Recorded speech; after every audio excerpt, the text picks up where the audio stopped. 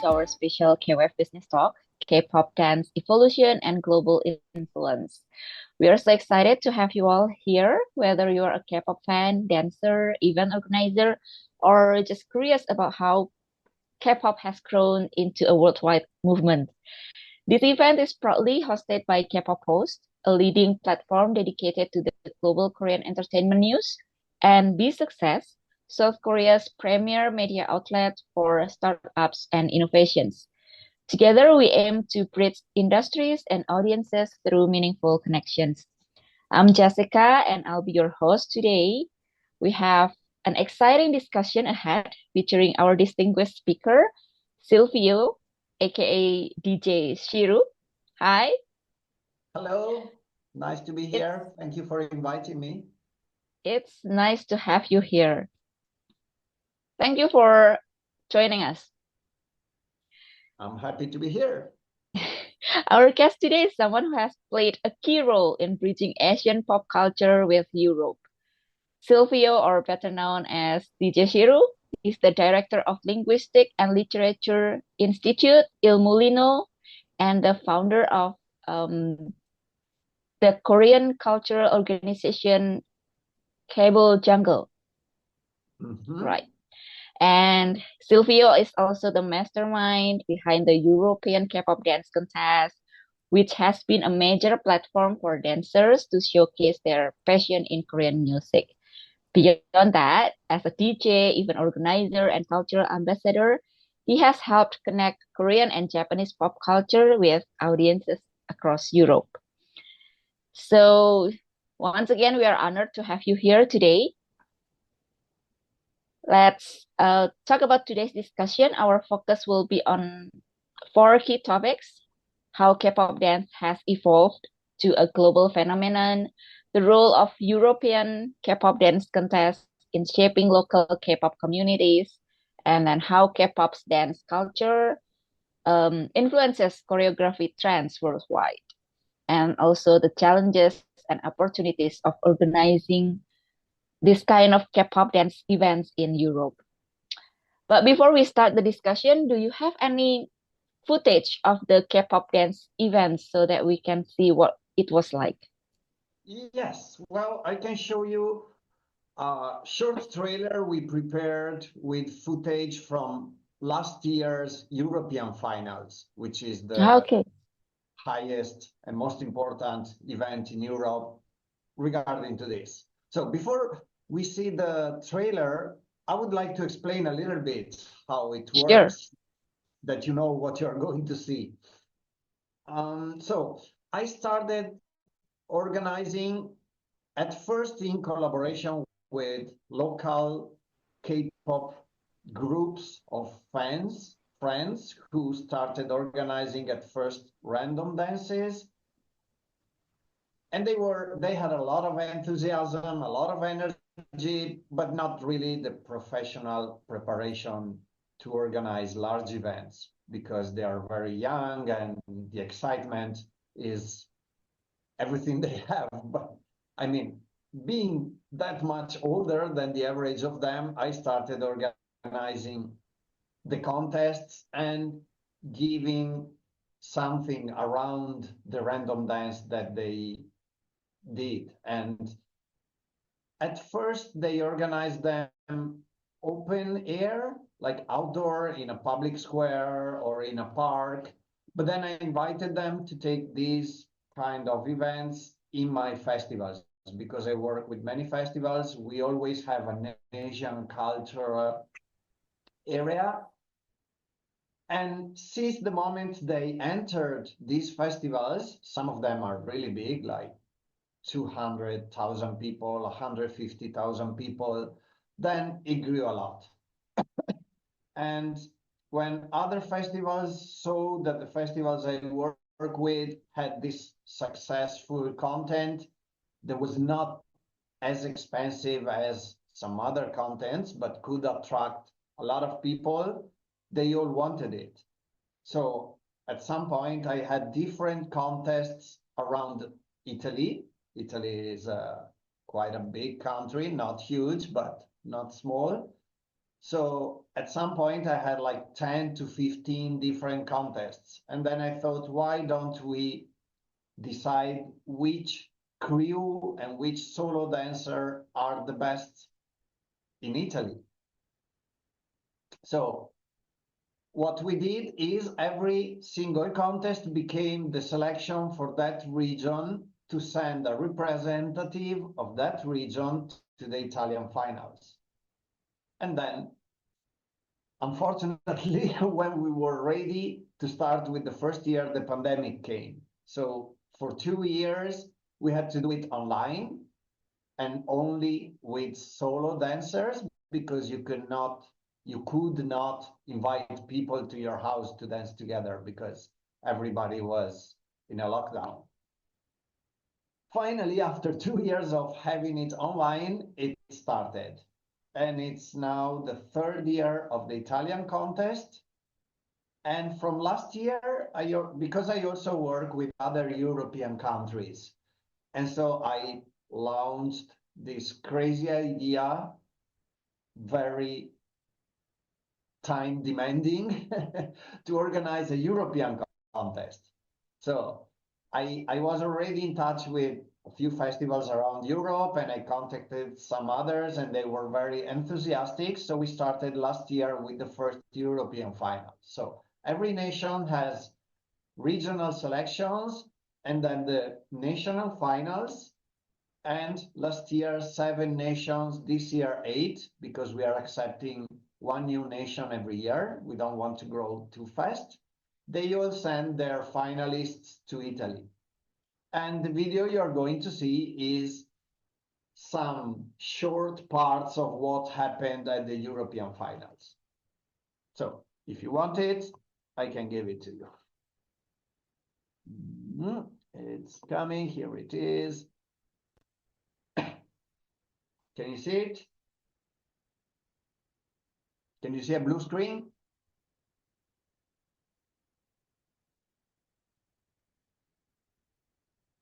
Okay, I think you can see it, so we'll... Yeah, we can see it.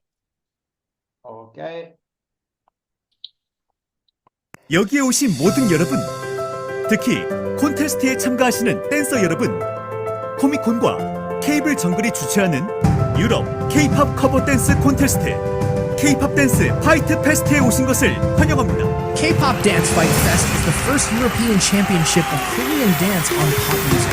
In 2024, we had our first finals at the event Anacomics in Catania, organized by the Comic-Con and K-ble Jungle, with participants from Austria, Czech Republic, France, Italy, Latvia, Poland, Spain, in front of a jury composed by an American, a Japanese, and a Korean experts, and was a striking success.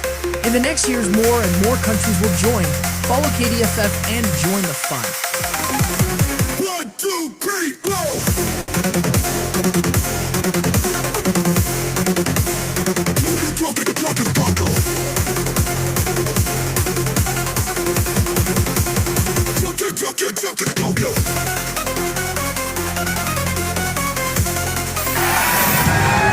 K-ble Jungle would like to congratulate all the participants to the K-pop Dance Fight Fest for your outstanding performances.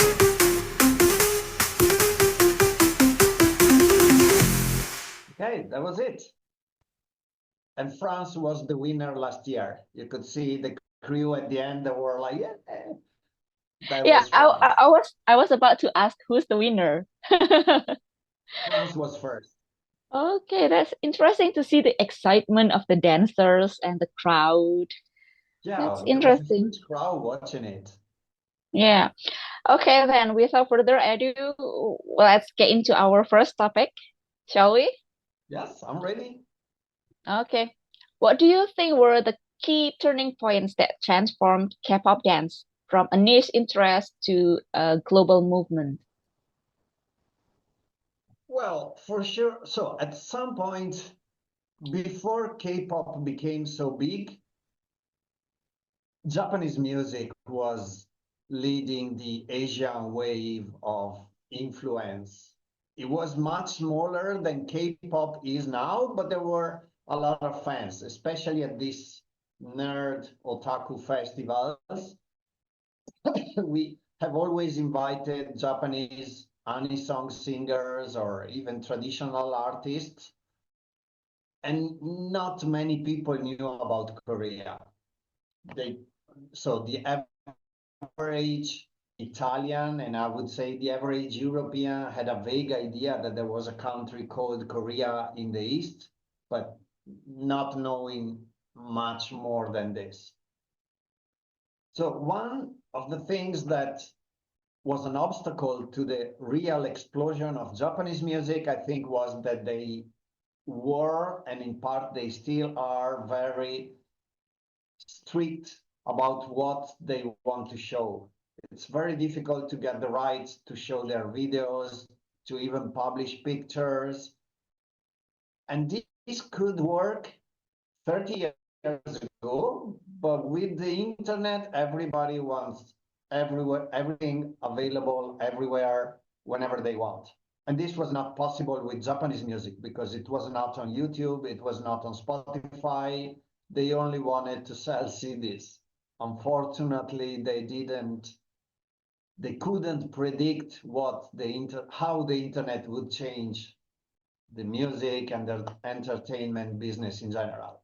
But Korea understood it very well. And they pushed it very hard with a lot of systems.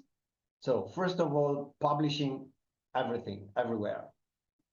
Suddenly you could find Korean music and videos and drama everywhere, sometimes legally, sometimes illegally, but a lot of contents were available. And of course, it was very cool content, very different from what we were used to.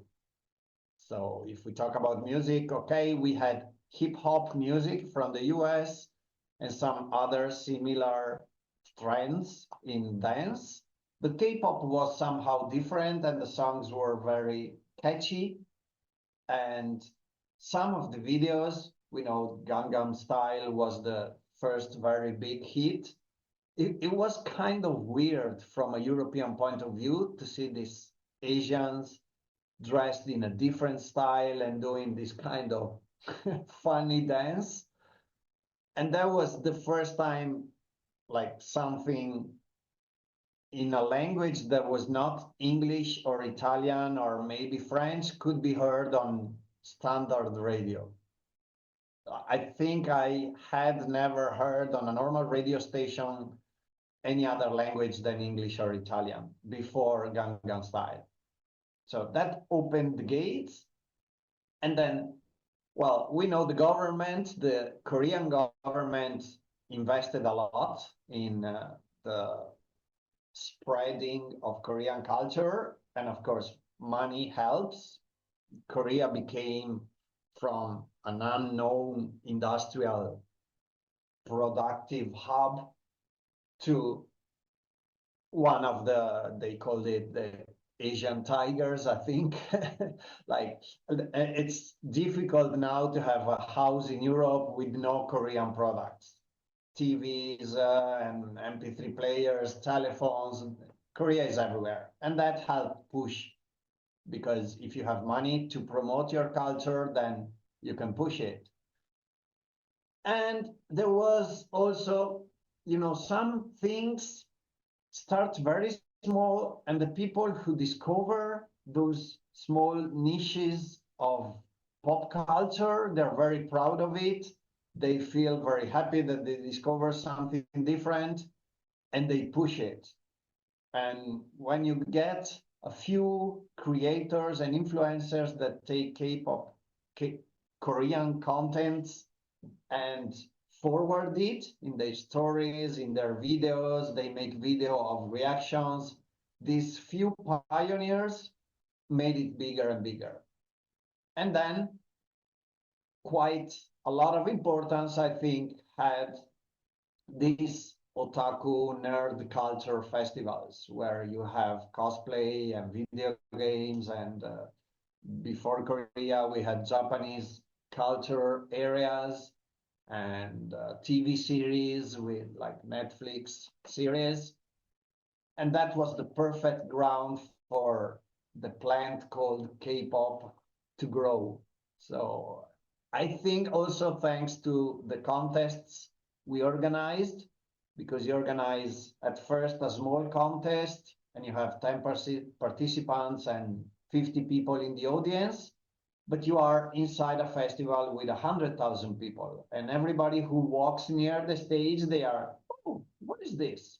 It's cool to hear, it's cool to see because they dance well, and then they ask, and then they know they can also be part of it because you have 1 year till the next festival next year to prepare your dance and your costumes and think of a wonderful makeup and hairstyle, and you can be on stage the next year. So the second year, maybe we have 30 participants and 500 people in the audience, and then it grows fast.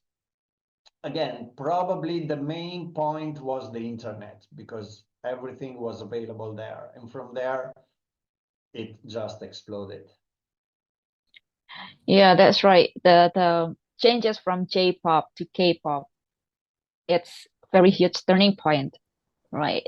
I used to be a fan of J-pop, so I know some Japanese groups, but now like K-pop groups are everywhere. Here Yes. also in my country.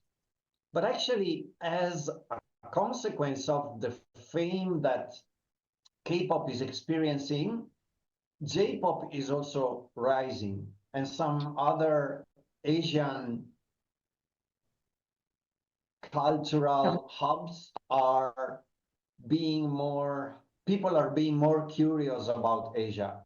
So I think at first, so J-pop was bigger, and then K-pop grew and became bigger, and J-pop fans were somehow, this is not good. What are we going to do?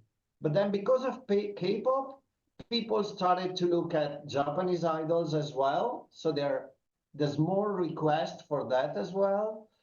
And now people are curious about Thailand, about China, about Indonesia as well. So I think it's a good chance and a good moment for all of Asian national cultures to try to push into the big market that is Europe and the US and Western countries in general. Yeah, I agree with you. So you mentioned before about the creators and influencers. So how has social media and platforms like YouTube and TikTok and Instagram contributed to the international growth of K-pop dance? Yeah, it was fundamental. If we didn't have YouTube, we wouldn't have known about Gangnam Style and about BTS and about Blackpink, because again, national radio stations don't risk with strange sounds and strange languages that people don't understand. And so radio stations and TVs don't push that kind of under culture, let's call it. But on social networks, people can watch what they want. On TV, you have a remote control with 50 or 60 channels. On YouTube, you have 1 billion channels and everything is short. So zapping is much faster than TV. And once you see something that is totally different and it's catchy and it's colorful, and very often it's very happy and upbeat, you stop. And then it's very easy to forward it to your friends on our WhatsApp group or in the Instagram Messenger. So it's just perfect for making unknown things famous, especially if behind these unknown things you have companies that have millions of euros to spend in promoting this, because of course one of the differences again from Indonesian pop or Thai pop that probably has a very good quality as well, you need money to push something and make it known. Yeah, that's right. So we also see this kind of what is it? Unique culture of K-pop. They like to have K-pop dance challenge after their comeback. So they really use social media like Instagram and TikTok so that everyone can follow their dance movements, right? Yeah, they exploited the internet very, very well. Not only publishing videos, but then rehearsal videos and how to dance these song videos, and then talking to the fans a lot. They're very proactive on social media and they reply to the fans as much as they can. So of course this works. And then they moved to TikTok once TikTok was bigger than YouTube. So there's a lot of research and development into that. And I think there's also a good size of instinct. They instinctively know what is going to be good, and that helps a lot. How to read the opportunities, how to use the opportunities given by the technology, right? Yes. So now, how have European K-pop dance contests helped dancers connect with the larger K-pop community? Because you said before it's from the small community, small fandom, and then now you go to big festivals. And how to help dancers connect with larger K-pop community across the Europe? So again, internet makes everything so much easier. Instagram, I receive, or LinkedIn, that's how we met. Like I remember when I started this job of organizing events, if I wanted to have a partner in Indonesia, I would have to come to Indonesia and with yellow pages or white pages, look for K-pop something and come knock at your door in your office. Now through LinkedIn, I don't even have to make the effort of looking for things because the algorithm keeps suggesting me, hey, maybe this person is good if you get in touch with them.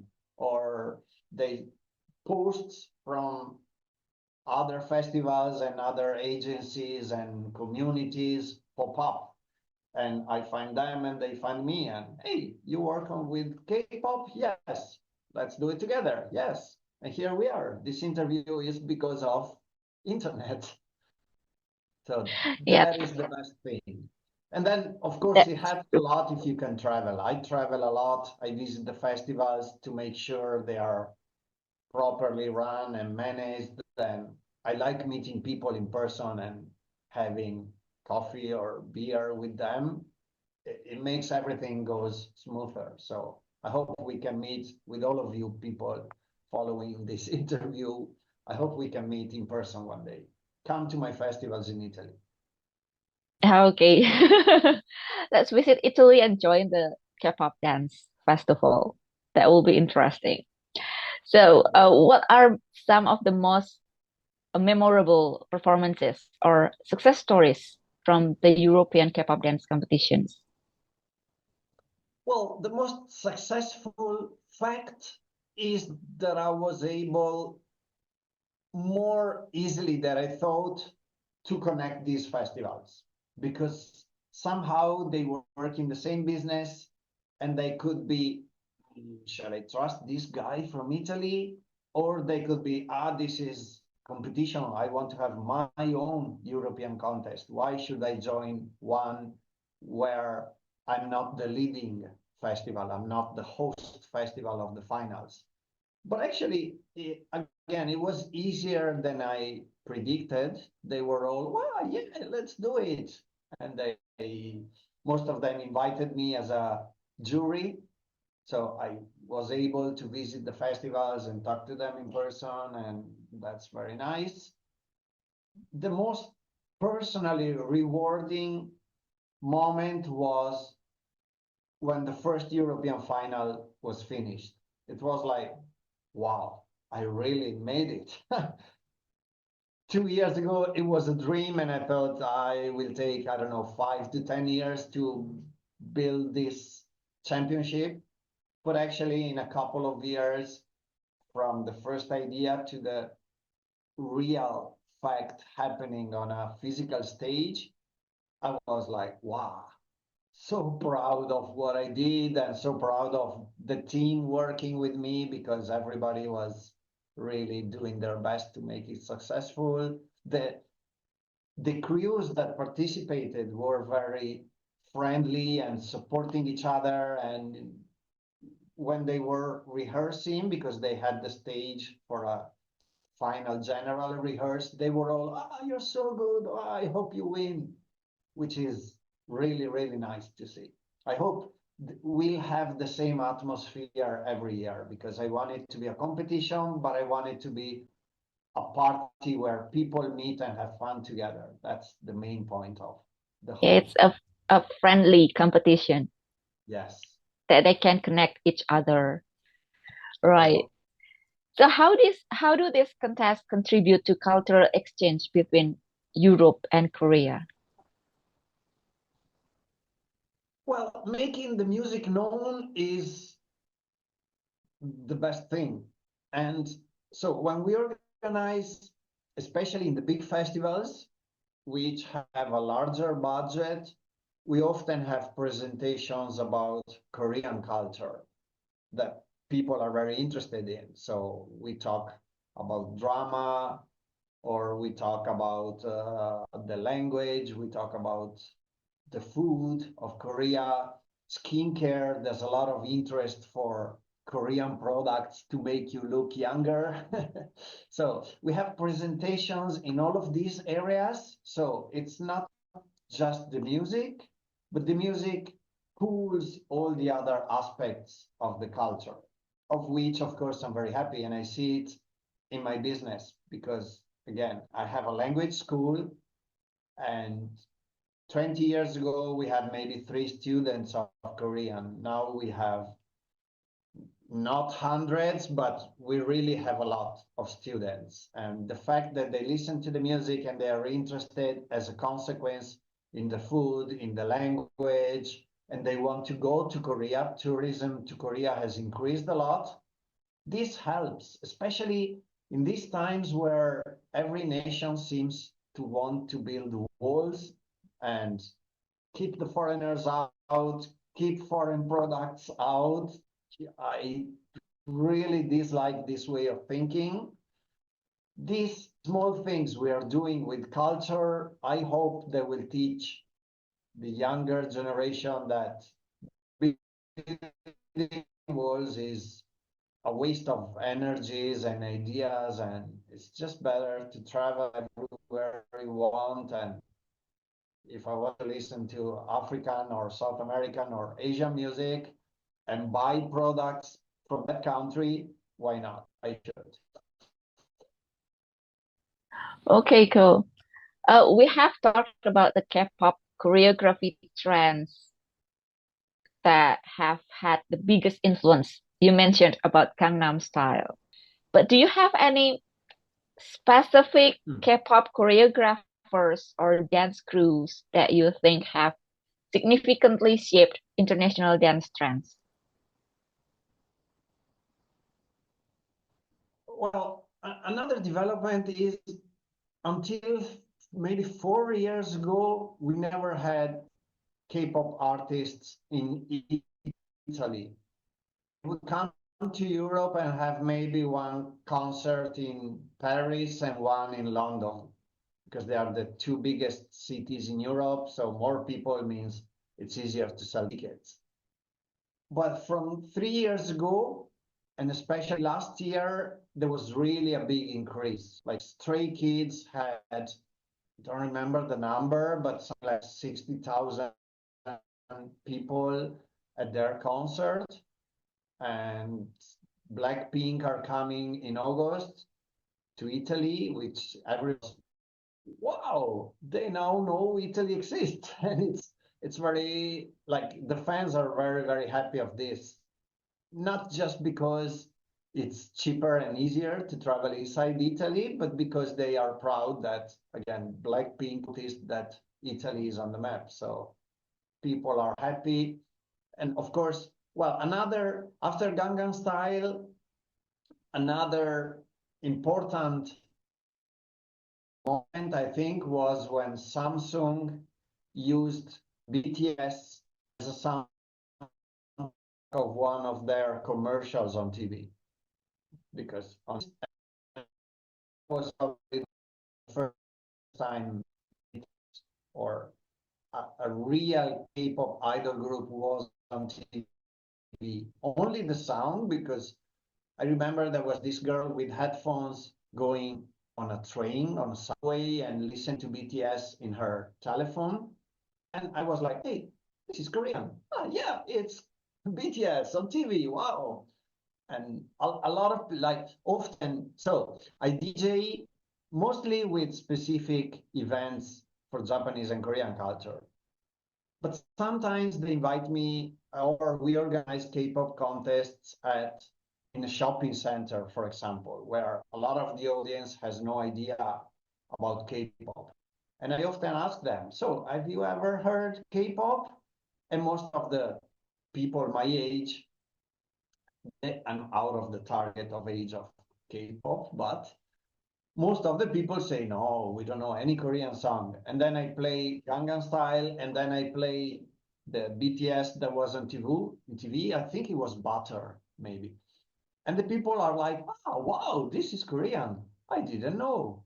So probably the BTS on TV on a commercial was the second biggest moment when I realized, well, K-pop is here to stay. And this is an answer to the girl who wrote something on the chat. Cindy asked in the comment section, what do you think about its future potential? Will this K-pop dance trend last for a long time? Like you said previously, J-pop is on the top, and then K-pop is now on the top. Will J-pop and other countries' pop or music or dance trend defeat the trend of K-pop? Yeah, I think K-pop will stay on top for quite a long while, because they started first being big, and because they collaborate a lot with people from everywhere. That is another big advantage. Again, Japanese business and artists were kind of closed, collaborating between them, but I couldn't imagine big collaborations with American artists or European artists. But again, if we have to pick a third moment of the fame of K-pop getting bigger and bigger and getting in touch with people who would otherwise not be interested in Asia, it's probably Patti, because that collaboration, of course, that he is a really big artist in the US, and everybody knows him because he's on the radio. He has been for many years. And now working with a member of Blackpink, a lot of people think, oh, wow, this is a very cool song. Yeah. Okay, then. So let's talk about the business. From a business perspective, how can even organizers or communities make K-pop dance competitions more sustainable and profitable based on your experience? That is a very difficult point. So, of course, the fact that contests in themselves don't cost that much. You give a bit of prizes, you have to spend a bit on promotion, but it's not as expensive as having a Korean artist to come. But it attracts huge crowds because they want to listen to their favorite music together with their friends, and they want it loud, and they want effects on stage. So from a business point of view, for the festivals, the single contest is very profitable. Joining an Italian championship or a European championship makes it quite more expensive, because you have to pay for the winners to come to Italy and to stay there. And so making it more expensive makes it less profitable. And now the main point is we have to find sponsors. We have to find some companies which will help, not maybe earning, but reducing the costs. So I don't know if Korean Air would sponsor and just give us not money, but the tickets to send people around to represent their countries, that would be already a big advantage. So is finding sponsor one of the biggest challenges? Yes, for sure. What are other biggest challenges in organizing K-pop dance events? Well, as I said, first, it's very time consuming. So the critical years are probably the first 3 years of any new event, because in the first 2-3 years, you don't have any material like the video I showed you before that you can show to the sponsor. And people don't know about it. So the audience is there, but not as big as you would expect, because for any sum you spend in promotion, the best promotion is always people talking about it. And before first edition, nobody talks about it because there's nothing to talk about. So after the first edition, you will increase the people and you have the material to promote it. And then the second will be better. From the third year, you can start, if you work well, to make money.